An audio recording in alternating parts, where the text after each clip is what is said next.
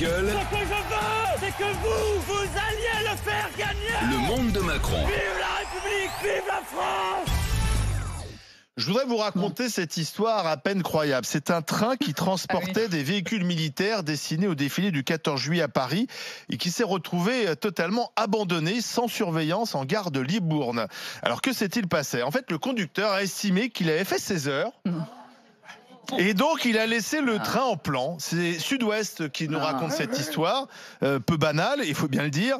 Ce sont des personnels de la SNCF qui ont découvert ce train de fret rempli d'engins de l'armée, littéralement abandonné en voie numéro 5. Alors, ils ignoraient la provenance de cet étrange convoi, laissé sans surveillance. Donc, ils ont appelé la gendarmerie. L'enquête finit par retrouver l'origine de ce train. Le chargement fait de blindés de l'armée, de véhicules tout-terrain, appartient notamment au 31e régiment du génie de Castel-Sarrazin, qui donc est invité à participer au défilé du 14 juillet sur les Champs-Élysées. La société qui affrétait le train a sans doute acheté ce qu'on appelle un sillon, c'est-à-dire ça donne un droit de passage sur une voie, c'est ce qu'explique la SNCF. Mais alors pourquoi l'avoir ainsi abandonné en gare de Libourne? Parce que forcément c'était pas sa destination, le train devait aller à Paris. Eh bien en fait, comme le train avait pris du retard lors de son chargement, le conducteur a estimé qu'il avait fait ses heures. Et voilà, et qu'il n'avait pas à continuer à bosser. Donc rassurez-vous, on a trouvé un autre conducteur qui a pu donc quelques heures plus tard, amener ce train à bon port à une quarantaine de kilomètres plus loin. Qu'est-ce que vous en pensez? Oui, à Bègle. C'est Jacques. Bon, je suis pas surpris. Mais non, à mon avis, c'est un travailleur de la SNCF de ce côté-là. Bon, je dirais pas que tous les travailleurs de la SNCF se comporteraient de cette manière-là, mais à mon avis, ça devait être un camarade vraiment ultra syndiqué qui a dit finalement, ils avaient qu'à prévoir. J'espère que c'est pas un as. Comment? Non. Il n'est pas là. Non, mais personnellement, moi, honnêtement, je suis pas surpris par la réaction. Il avait terminé son temps de travail, il laisse le train. Non. Bon. Non, Fatima. Non, moi j'ai été surprise. Au début, j'ai cru que c'était une blague. Il n'aime pas les heures sup. Non, je pensais que c'était, vous savez, le Gorafi, c'est ça, ou le Garofi. Le Gorafi. Ben, le Gorafi va être au chômage avec des non mais sérieusement, avec des nouvelles comme ça, s'arrêter au milieu. A priori, c'est pas la SNCF, c'est une société un coiffeur qui s'arrête, il vous a fait la moitié de sa coupe, la moitié de votre couleur. Oui, désolé, j'ai fini. C'est pas la SNCF, c'est pas la SNCF, c'est pas un as. Ah bon, un chirurgien qui s'arrête en pleine opération. Désolé, hein, je referme. Non, c'est pas possible. Ça reste dans une gare quand même à Libourne. Alors, là, dans le contexte précis, il y a deux choses. Un, effectivement, il y a je ne sais pas si c'est comme pour les routiers où il y a un certain nombre d'heures cumulées que tu peux faire et à partir d'un moment tu entames la sécurité. Voilà, donc ça je ne sais pas si ce type a invoqué la sécurité pour pouvoir justifier. Mais tu te fais remplacer, t'attends au moins la personne qui te remplace. Normalement, tu te fais remplacer. Mais en amont, cette société qui affrète ce sillon devrait connaître le nombre d'heures faites et prévoir un deuxième conducteur dans une situation pareille. Moi, franchement, ça m'a quand même un petit peu étonné. C'est vrai que c'est drôle parce qu'il s'est rien passé, mais 4 heures, un convoi d'engins militaires comme ça, laissé à l'abandon dans une période de terrorisme, en tout cas d'alerte terroriste, je trouve ça. Non mais David, pas très drôle finalement. On ne rit pas parce que c'est drôle, on rit nerveusement. Non mais ça pourrait l'être. On rit parce que c'est. Mais c'est la France. Mais non, c'est pas la France. Mais si, c'est un peu la 7e compagnie. France. Bon, enfin, c'est la 7e compagnie, ça. Il y a là, tu penses que Henri Guibet et Pierre Mondy vont débarquer avec Jean Lefebvre? Ah non, je retire mes propos sur la SNCF. C'est un sous-traitant. Non, c'est un sous-traitant. Comme quoi la concurrence. Alors, dans le monde de Macron, il y a aussi cette affaire. On apprend que des ordinateurs vont être distribués à tous les détenus dans toutes les cellules de France. D'ici à 3 ans, un terminal numérique dans chaque cellule. Non, mais je comprends pas. Alors, les détenus, rassurez-vous, n'auront, c'est ce qu'on nous dit en tout cas officiellement, aucun accès à l'Internet extérieur. Il y aura donc en fait une utilisation interne avec un intranet. Ça permettra, selon l'administration pénitentiaire, de faciliter des démarches, les commandes de cantine, l'épicerie des détenus, mais aussi des produits culturels. Les prisonniers pourront réserver des parloirs avec leurs familles, pourront effectivement gérer leurs cours, etc. Un budget de 530 millions d'euros. Après, quand même, il y a quelques inquiétudes parce que certains disent mais rien n'empêchera un détenu un peu malin de se connecter à l'extérieur, notamment avec son portable 4G puisqu'ils ont tous un portable. Fatima, est-ce que c'est une bonne idée ces ordinateurs? Ah, j'adore. Non, mais j'avais promis. Je me disais, Fatima, il faut être vraiment positive. Arrêtez de critiquer les initiatives. Je ne peux pas. Écoutez. Dans une maison en feu, si on me propose de changer la couleur des rideaux et de faire des achats, d'investir pour changer les rideaux, je n'ai rien contre les rideaux, mais il me semble que dans la hiérarchie des priorités, on a un problème. Donc avant de mettre des ordinateurs, il y a des choses à faire. On nous parle de la surpopulation carcérale, on nous parle de la violence à l'intérieur, de la radicalisation. On nous parle d'énormément de choses. Donc la prison est un sujet très sérieux et là on nous sort 530 millions pour aller vers le tout numérique, sachant qu'un des problèmes, c'est dans les prisons aussi, comme en France, mais en prison particulièrement aussi, l'analphabétisme et l'illettrisme. Donc moi, je veux bien qu'on dise on va mettre des prisons, on va mettre des ordinateurs partout, comme ça les détenus tout seuls pourront faire leur démarche.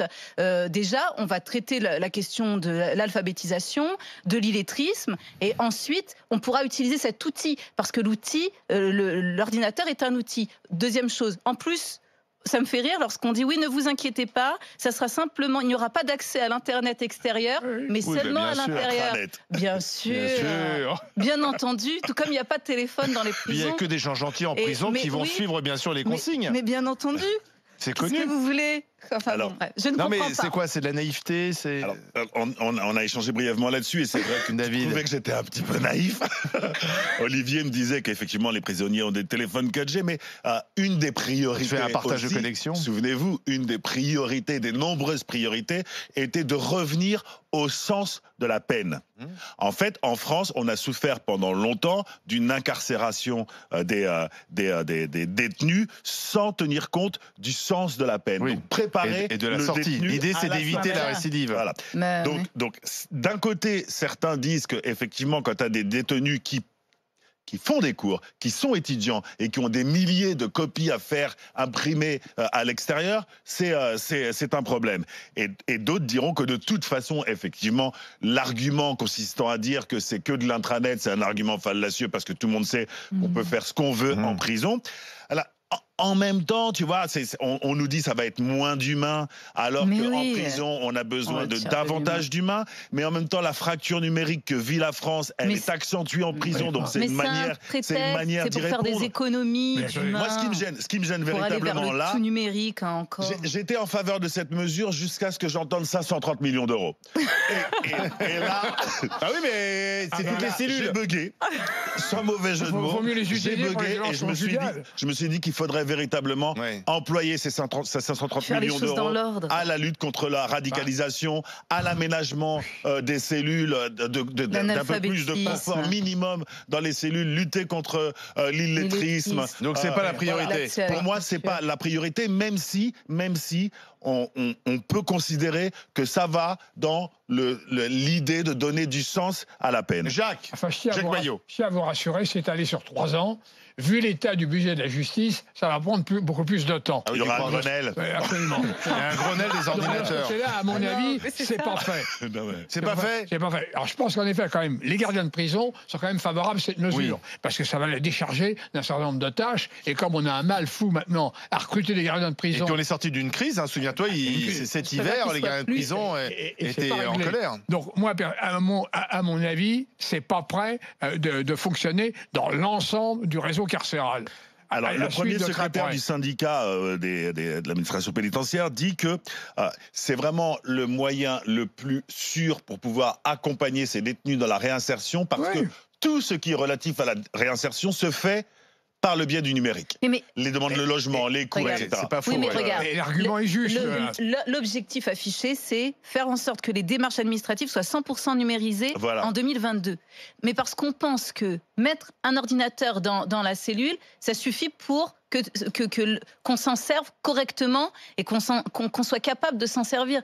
Mais non, c'est exactement comme dans les postes où vous voyez, on a supprimé du personnel et on a mis les guichets et maintenant il y a plein de démarches qui ne peuvent plus du tout se faire avec une personne. La personne, elle peut t'accompagner devant le guichet pour t'expliquer qu'est-ce qui se passe. Il y a la queue et il y a des personnes qui ne savent pas utiliser ces machines et qui demandent un peu d'aide. Enfin, le paradoxe est là. La numérisation de forcée ne fonctionne pas. Surtout quand on fait le constat que la carence la plus importante, c'est le manque d'humain. Non mais attendez, parce que déjà il y a eu l'histoire du portable. On s'est aperçu que finalement tous les détenus avaient un portable. Les cabines après, et Nicole Belloubet avait dit, dans ce cas-là, on va carrément officialiser les choses, parce que c'est une hypocrisie, et mettons le portable ou le téléphone dans les prisons avec simplement des numéros. Et pas le droit d'appeler d'autres personnes que les numéros qui seront définis, numéros pour joindre la famille, etc. Là maintenant on met les ordinateurs en disant écoutez, de toute façon ça existe le numérique, on va pas faire comme si ça n'existait pas et que c'est un outil que un prisonnier comme n'importe qui peut utiliser. Est-ce que finalement c'est pas moins hypocrite que de laisser faire les choses, et ça n'empêchera pas un prisonnier peut-être d'avoir une tablette, d'avoir son portable, mais dans ce cas-là on ne sait pas qu'il l'a et on ne sait pas qui l'appelle et c'est pas contrôlé. Sachant que là on peut même très bien mettre on peut surveiller les ordinateurs, c'est assez simple de mettre un mouchard sur chaque ordinateur. Sauf que là on est en train de faire comme si la 4G ne permettait pas d'avoir accès à Internet. Donc on peut dire qu'on met des ordinateurs dans les cellules, mais quand on fait le constat que les détenus ont déjà des téléphones équipés de 4G, ça veut dire que l'Internet il l'utilise déjà. La 4G ça leur sert à ça, la 4G ça sert à pouvoir surfer sur le réseau. Donc dans ce sens-là c'est carrément hypocrite, voire naïf. Bon allez, on verra si effectivement cette mesure est véritablement appliquée. Dans un instant nous partons à Bègles. Pourquoi ? Bègles c'est 27 000 habitants, c'est pour ceux qui connaissent pas, c'est tout près de ça, touche Bordeaux, c'est en Gironde. Et Bègles a décidé d'être la première grande ville à généraliser les 30 km/h. Toutes les rues passent à 30 km/h. Est-ce que c'est la bonne idée pour lutter contre l'insécurité routière, la pollution, le bruit, mais aussi Waze ? Oui, contre Waze. Je vais vous expliquer dans un instant. A tout de suite sur RMC et RMC Story. RMC, 9h midi, les grandes gueules.